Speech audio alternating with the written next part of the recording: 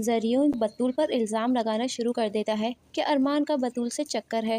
وہ ارمان سے یہی بات کہتا ہے کہ میں سمجھتا تھا کہ تم راحہ سے محبت کرتے ہو، لیکن تم تو میرے بیوی میں انٹرسٹڈ نکلے۔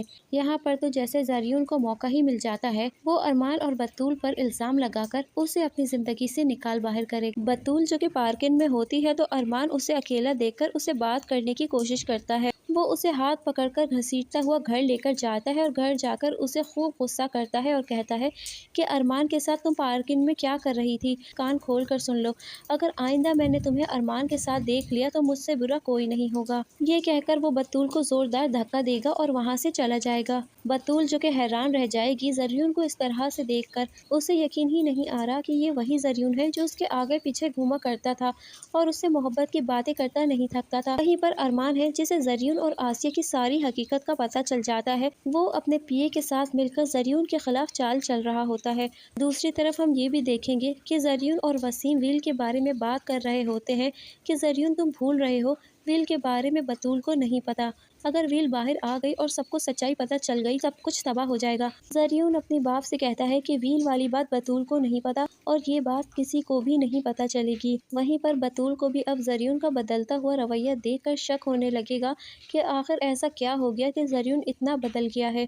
دوسری طرف آسیہ بھی زریون کا بدلتا ہوا رویہ اور بدتمیزی کو دیکھتے ہوئے اس بات کو سوچنے پر مجبور ہو جاتی ہے کہ کہیں اس نے اپنی بیٹی کے لیے کوئی جلد بازی تو نہیں کر دی، کہیں زریون کا رشتہ اس کی بیٹی کے لیے ٹھیک تھا بھی کہ نہیں۔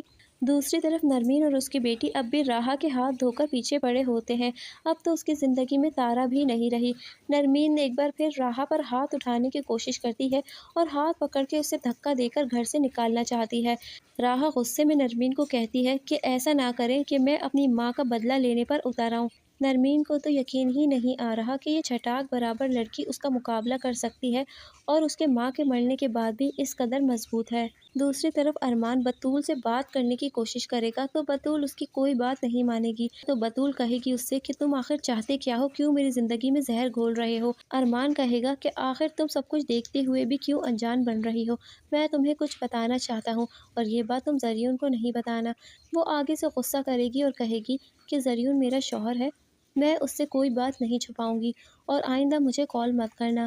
ارمان جو کہ بہت کوشش کرے گا کہ بطول کے سامنے اس کے شوہر زریون اور وسیم کی ساری حقیقت کھول دے، مگر بطول اپنے شوہر زریون پر اندھا اعتماد کرتی ہے، وہ ارمان سے کسی صورت کوئی بات نہیں کرنا چاہتی۔ ارمان کے کافی زیادہ کوشش کرنے پر بھی بطول اس کی کوئی بات نہیں مانتی۔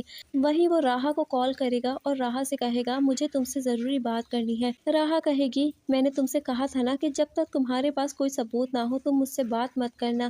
ارمان کہتا ہے کہ میرے پاس سارے ثبوت ہیں، میں تم سے بہت ضروری بات کرنا چاہتا ہوں۔ راحہ اس سے ملنے کے لیے آئے گی تو ارمان اسے آسیہ کی ساری سچائی بتا دے گا۔ راحہ کو جب آسیہ کی سچائی پتہ چلے گی تو اس کے قدموں تلے سے زمین نکل جائے گی اور اسے یقین ہی نہیں آ رہا کہ اس کی مامی اس کے ساتھ اتنا برا بھی کر سکتی ہیں۔ راحہ جو کہ یہ سن کر کافی زیادہ ٹوٹ جائے گی، لیکن ارمان اس کے سامنے زریون اور وسیم کی بھی حقیقت لا کر رکھ دے گا۔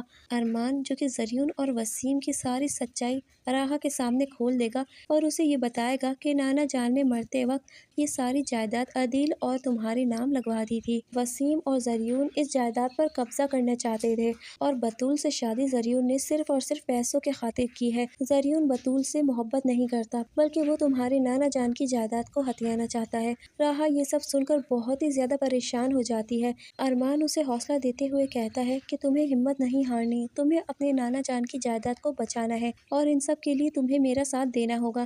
راحہ جو کہ نانا جان کی جائیداد کو بچانے کے لیے ارمان کا ساتھ دینے کے لیے تیار ہو جائے گی۔ دوسری طرف راحہ اپنے ماموں عادل سے ملنے کے لیے اس کے گھر جائے گی، لیکن وہاں پر آسیہ موجود ہوگی۔ آسیہ اسے کہے گی کہ تم یہاں پر کیا کر رہی ہو، تمہیں میں نے منع کیا تھا نا یہاں مت آنا۔ وہیں پر راحہ اس سے کہتی ہے کہ آپ یہ بات بھول رہی ہیں کہ یہ میرے نانا جان کا گھر ہے اور میں جب چاہوں یہاں آ سکتی ہوں۔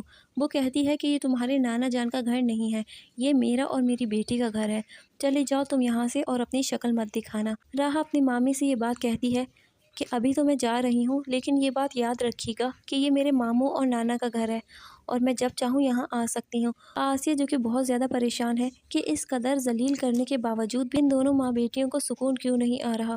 ایسا نہ ہو کہ یہ عدیل کے سامنے آ جائے اور عدیل کا پھر سے دل پگھل جائے اور وہ پھر سے انہیں اپنے گھر میں رکھ لے۔ راہا اب ارمان کے ساتھ مل کر اپنے نانا جان کی دولت کو بچائے گی۔ دوستو، یہ تھا ماں ڈرامے کا ریویو اور میرا پریڈکشن۔ ویڈیو اچھی لگی ہے تو لائک کر کے چینل کو سبسکرائب کیجیے۔